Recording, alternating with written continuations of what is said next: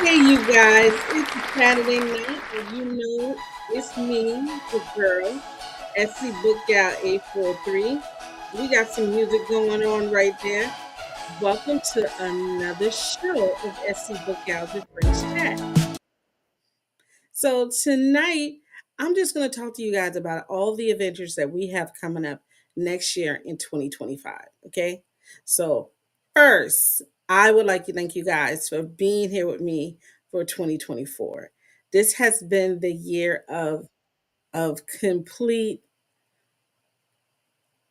blessing. God has been doing some crazy things, and I'm just here for the ride. Okay. Second of all, I am just so delighting in everything that we'll be having going on in 2025. Okay.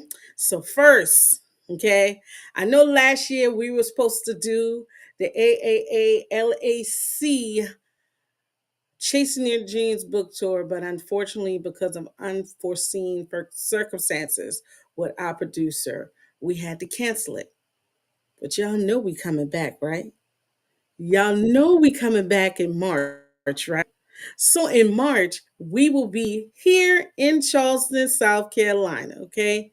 We will be here. So all you guys who have signed up, we got you. If you want to still come back and be with us, we got you. But we do have space for those who have not signed up. This is going to be a beautiful March. And y'all know March in Charleston is beautiful. It's not too hot, it's not too cold, like it's bone chilling cold down here in Charleston, y'all. Now, when I said bone chilling, it's like 30 something degrees down here. I ain't for it. Okay. So, March. The dates will be announced later in January, okay? Also, AAALAC and SC Bookouts, we are doing 55 authors. So you got to get to represent your state, okay? Every state is going to be represented. Here's how you can represent your states, okay? You can either be born from that state, the setting of your book is in that state, or you can live in that state. So that's three ways you can claim that state. And guess what? We have one author per state. So that state is yours. So you're going to get a chance to be in a blog. You're going to be a chance to be in a special edition of our magazine. And then you'll also get a chance to be interviewed by either me or our producer, the Queen of Collaborations. So that's another thing we got going on. All right. Then we got the 100 authors to watch out for in 2025. Now, you guys, for you who are new authors, this is a chance for you to get your book out there. Okay. You will be in a group of the most influential, as they say, for us here in the Spires Office Magazine. And I think this will be year three. The first year we're doing it, but year three as a magazine. So that is such a it's such a wonderful thing to have that um chance to have your book in here. Okay. So without further ado, of course, it's a Saturday night, and we have another book for you. Okay, you guys?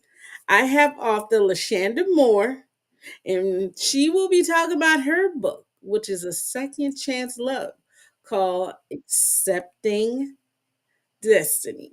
Come on up, girlie. Come on up.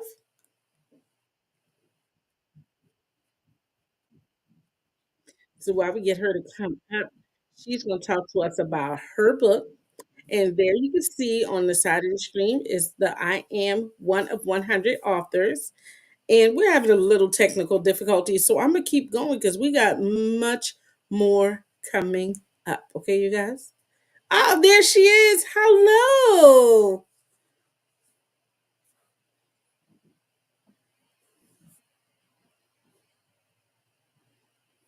So, no, I can't hear you, sweetheart. Unmute, unmute yourself. Okay. All right. So, how are you this afternoon? I'm doing well. How are you this afternoon? I'm doing good. I'm doing good. So, tell us a little bit about yourself. Um, I'm a mother of three, mid 40s. I started writing like seriously, I guess, taking it seriously as a career once I was 40 years old. Like to travel. Um, I don't know. I love reading books. I guess that, of course, sparked my love for writing books. Um, Pretty much, I don't know. I guess I would say I'm in my relaxed girl era because I'm like mid 40s and I just like to relax. Anything Okay. that takes too much energy, I'm not. I can see that. I think a lot of people are going to that relaxed mode now. And I want to say it's because of all the things that have been going on lately that people are like, you know what? I got to step back, deal with me for a second, and then I'll become able to come back and be for you. So I understand you said that you're a reader. Okay. What book is on your nightstand or the book you are currently reading? Okay, so the book that's on my nightstand is so crazy. It's Before I Let Go by Kennedy Ryan. That's what's on my nightstand, but my Kindle is always also on my nightstand. And so I'm reading The Devious Date by Simone, and I just finished The Answer Is No. I forgot the author's name. It was my first time reading some of his work, and his name just completely slipped my mind. Well, okay. So since I don't know if my book is going to show you guys, but here is, oh, it's not, there he is. Yeah, so yeah, priests read crazy books like this. I saw this one on my library shelf, and I'm like, oh yay! My boss said, "I know you would have gotten it. I know you. That's just you." Yeah. So, second chance loves. Whoo, boy, look at here. Why second chance? If it didn't work out the first time, why go back again? So, why did you feel that that was important to have that as the center of your book? Okay, so for me, I used to be the type of person, I was the same way. It's like a second chance romance, no way. If it didn't work out the first time, then no spinning the block. But in the two characters' particular case in this story, I wanted to write a second chance romance that wasn't, that they actually weren't in a relationship, that they had chemistry and they had a moment and they never got to explore it before. So I wanted to explore that side of the second chance. Because like the two characters, she was his best friend's high school sweetheart. So she was in a relationship with his best friend in high school. So it was no way they could be together anyway. But they shared that, that kiss on prom night. So I kind of wanted to explore that. Oh, not the prom night kiss. Oh God. Yeah. Yeah, I remember mine. Thank God my mom was dead. She don't need me. Sorry, mom. So, tell us about your characters and this let's start with the ladies first. Tell us a little bit about her. Okay. Sanai. So Sanai, okay, so a funny fact is usually when I write my books, my titles and my character names, they usually come first and I don't change them. From idea to publication, they stay the same. But with this book, I changed her name three times. Like her name didn't stay the same until we got to the third draft of the story. And the first reason was because a fellow author of mine, she had released a book, and when I read the book, it had the same character, character name as my main character. So I was like, okay, Gotcha. do that. So then when I changed her name in the second draft, I said, okay, well, it's called Accepting Destiny. Let's just name her Destiny. But as I was getting through the draft and I was writing more, I was like, nah, that name, it just didn't fit her as a character. So by the time I made it to the third draft, I was like, Sanaa, okay, this worked for her. Okay.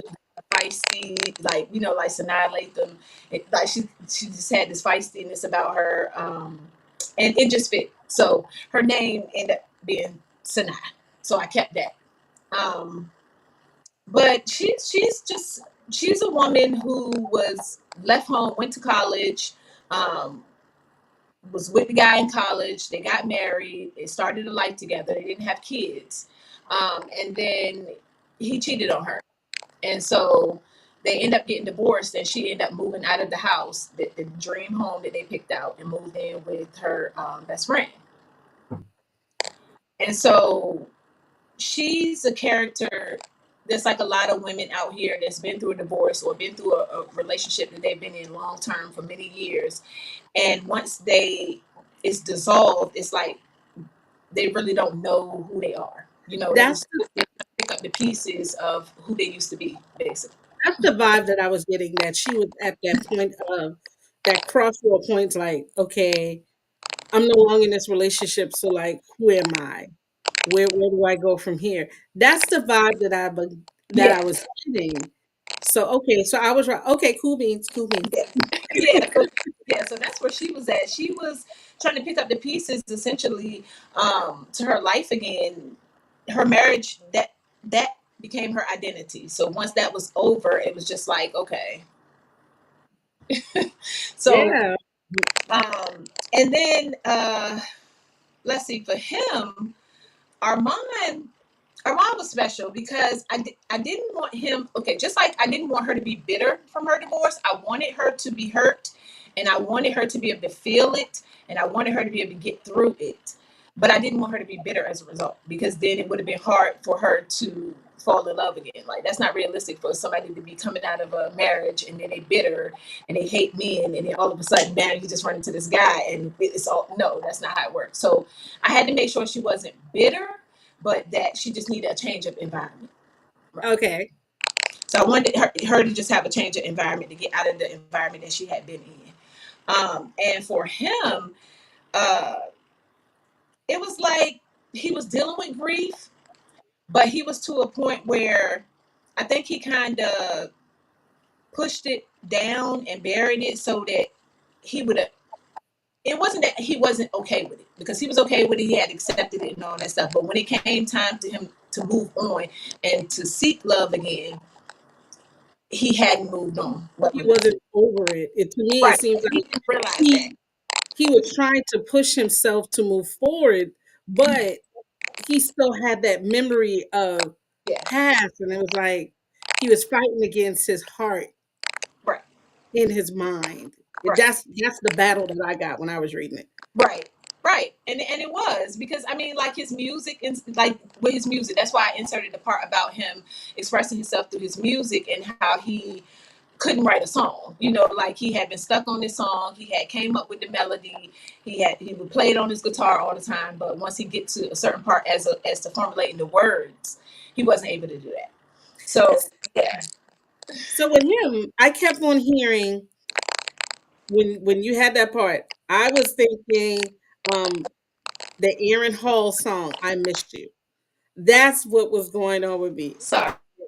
Oh no, you good. That's what was going on with me, Mhm. because I heard that and I was like, "Oh my god, I'm hearing that Aaron Hall 'I Miss You' song." Like, Yeah, okay, right. That vibe. Yeah. yeah, okay, so I ain't crazy. I ain't crazy. Yeah. He definitely, because I was toying with the idea of when I originally wrote the first draft, which was a year and some change ago. I actually wrote the first draft and another book that's in the series that won't be coming out to next year in 2023. But I put them to the side because I had group projects and collaborations and a bunch of other stuff that I did. So I did like maybe 3 or 4 projects in between, actually going back to these stories and writing them, and fleshing them all the way out. And I originally wanted, I was toying, okay, I was toying with the idea of either she left him or she passed away. And it was at first I was like she passed away, and I was like, nah, maybe she's gonna leave him because she want to pursue the music career and she doesn't want to stay in a small town. And Right. then I was like, nah, he need to have some type of loss, um, a little more significant than that because he was a successful man. He was handsome. He was a really nice guy. Like it was easy for him to get somebody else. You know, he had to have something that was more a little bit more detrimental. you know, a Yeah, little, because it had to be something that would be hard for him to replace. right. Because if it was a girl and it was like, all right, cool, that's fine, we can keep on going. Yeah. But it had to be something that would have placed that hurt that Hmm. needed for this book to continue. Right. Gotcha. See, I was reading. I wasn't supposed to be reading, y'all, but I was reading.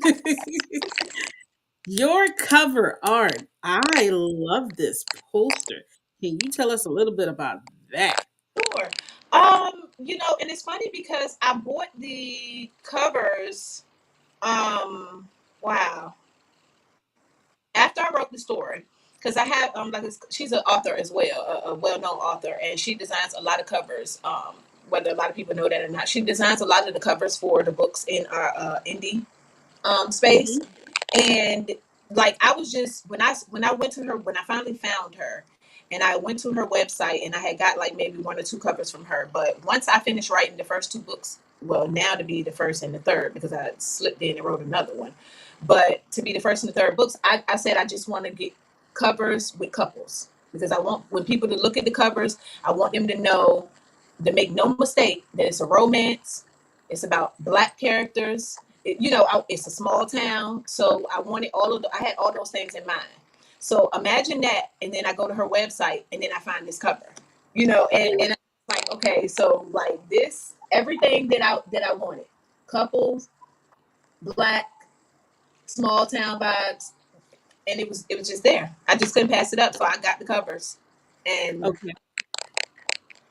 So so like it was meant. The covers was meant for me, so I didn't have to get custom covers. cool. Let me ask you a question about that because there's a little I wouldn't say controversy, but I would say some dialogue that's going on about covers. Okay.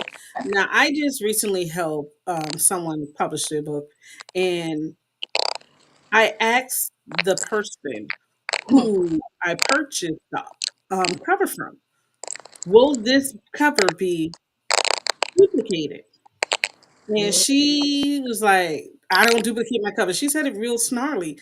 So, are you ever afraid that you will see your cover again? Or, I mean, Okay, so in my experience, it wasn't that I was afraid that I was going to see the covers again. It's more so the cover models. You'll see like ah, different covers, and they'll have different. It'll be a different. It can have two different people on it, a whole different background because they'll go in and they'll change a lot of stuff. But a lot of times when you run into covers that way, it's because the stock images. It's not a lot of stock images out there with black people. So you either have to set up and do your own photo shoots and get the black people, or you have to go in and find the stock images, pay for them, get the licenses for them, and different things like that. So that's why a lot of people are now starting to use AI because you can literally type in the prompts on how you want the characters to look, and it'll spit it out, and you can tweak it from there. So, yes, and that is true because I surely snapped a couple of from a young lady who oh was yeah, posting some AI covers oh that yeah, she just started using AI and she was like, I won't be using these, but anybody can claim them. And I was like, oh, let me get that one, that one, that one. She's like, hey, I'll send you them all because I'm just learning how to do it. And I was like, well, you know what? It was like, give me your information, I'll give you my information, stuff like that. But I do understand what you're saying with the models because there is this one. I haven't seen her lately, but there's this one light skinned chick who always has a gun, and I was sick and tired of seeing her on almost everybody's cover. It had to be at least once a month or hmm twice a month. She would be bending over with the gun. And I'm like, look, man, can y'all please get somebody else? Can you like darken her skin tone or something? like this cover here. I had this Uh-huh. cover. The book is 3 years old, and it had a different cover on it before, and then I got it changed maybe about 6 months in. But this cover is nice. But I've seen variations with this same young lady. But they do different stuff with the covers. They'll go from a different angle. They'll add something in. Like it's it, it yeah. You'll see it. You'll see it. But because now, like I said, with the AI, um, Mm-hmm. yeah, it's now you won't see it as much now. You won't see it as much now. You'll see different, they'll have the hair done and different things like that, but they're Right. working hard to make sure that they create covers that are more, I And don't know. I have to admit now, I'm really enjoying that the covers that people are now creating. I've seen them becoming more creative with it. It's not the same urban image with the hood car in the back and the half dress. Nah, I ain't saying nothing wrong with those because Right, that's gonna be the books I choose, okay, people? But right, right, to right, right. see the variations is it's really nice. And then I'm going to talk from the flip side of working. Um, there are one young lady came to me. She said, "I love to read urban fiction, but I have to be mindful of who I work with." Yeah. So she says, when the covers aren't as blatant as they are, she can get away with it. But she said that sometimes she has to literally read with her book like this Mm-hmm. because she doesn't want them to see Mm-hmm. this, you know? Mm-hmm. And I totally understand that. And she said, "Now, don't get me wrong. There'll be days where I said, look, this is just what I'm reading. This is what I'm reading." But she understands that in some type of environments, that's not appropriate. So Right. I do see authors that are now starting to um, rom-com their books. Yeah. Yeah. Sometimes, yeah, sometimes. Or Mm, they're just doing discrete covers. Like you'll get you have the option to get the cover with, like, say for instance, women that write, smut, and they have man chests on the cover, and people don't want to take those books out in public and have people seeing them reading with the big man chests on, and mhm, so they do discrete covers. So they'll do mm. different. You have the option to order covers that don't have anything on the front, but maybe like some objects or something. That's Yeah. what I'm talking about. So Yeah. these two characters, Sanai and Amon, you know how I like to have my games, and we ain't doing no commercials tonight.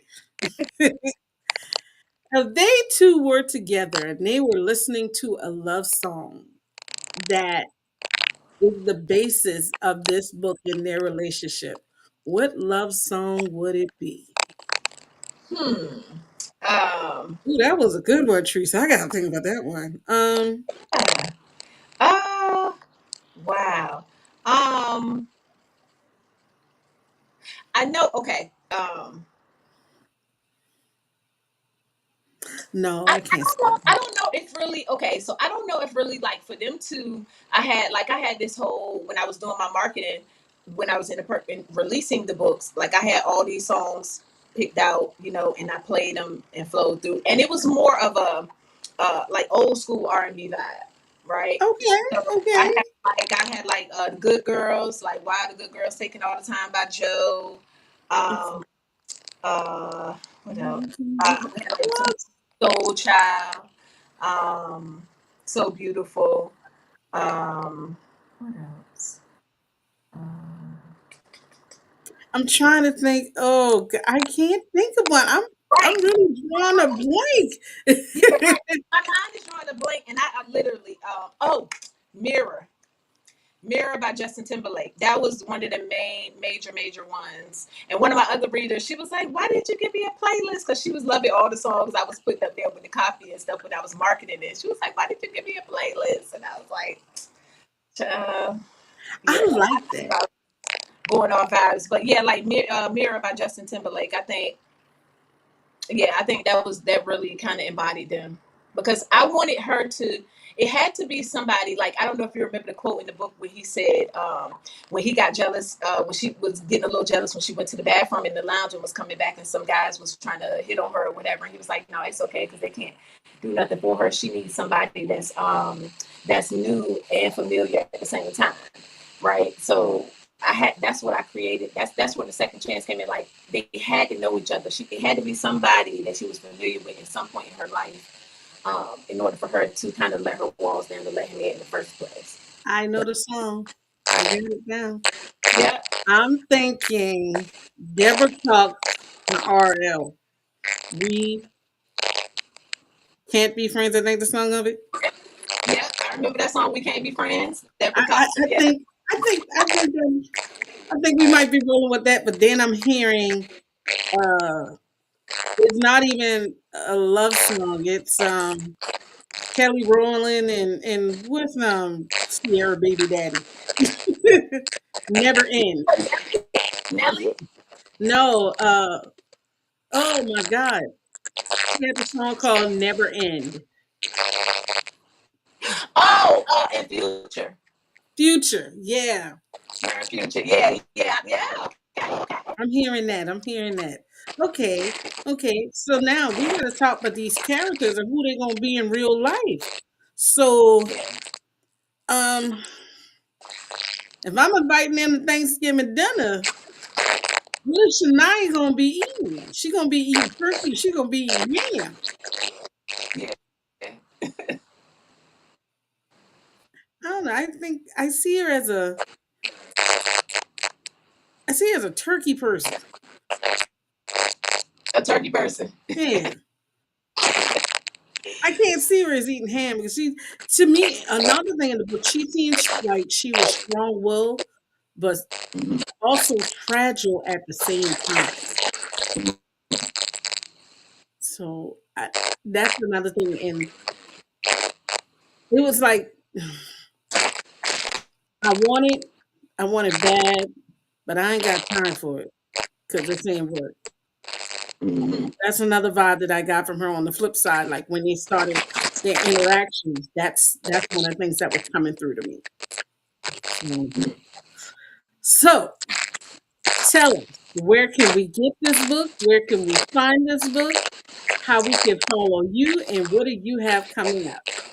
Okay. You can find this book like the rest of my books are on Amazon. On my author page with Sandra Moore. I have a website also, sandamore.com, but I don't sell my books direct. So when you go there, it's just like my bio and a breakdown of some of my books, which actually I don't even think I put this one up there. But you can find all my books on Amazon. This was actually the first book in the fictional town Mahogany Farm series. So the second one will be coming out on December 12th. So it drops 12/12, and it's a part of 12 Days of Black Christmas. So myself and about 14 or 15 other indie Black authors putting together 12 Days of Black Christmas. So we'll be releasing from the 12th through the 24th of December. Well, And ooh, the next book after that will be the third book in the series, and it comes out in March of 2025. So for me, my next two books will be in this little fictional town that I took a year and some change creating. well, you make sure you let me know about that 12 Days of Christmas. I'm like all these different indie, and then the fact that they are indie authors, there's something about me in the relationship with these indie authors. Like they be bringing it now. Like I don't even want to go to the major publishing houses anymore. I love the fire in that hunger that comes from these indie authors. So please let me know who in this group is going to be doing that, so I could be right there with my Kindle that got all those books from Be Love. Thank you, girl.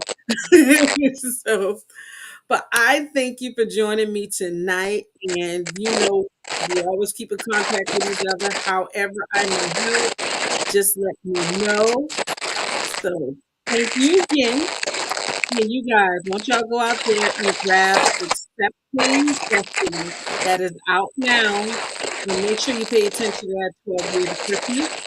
It's another Saturday night. You guys have a great night. Bye.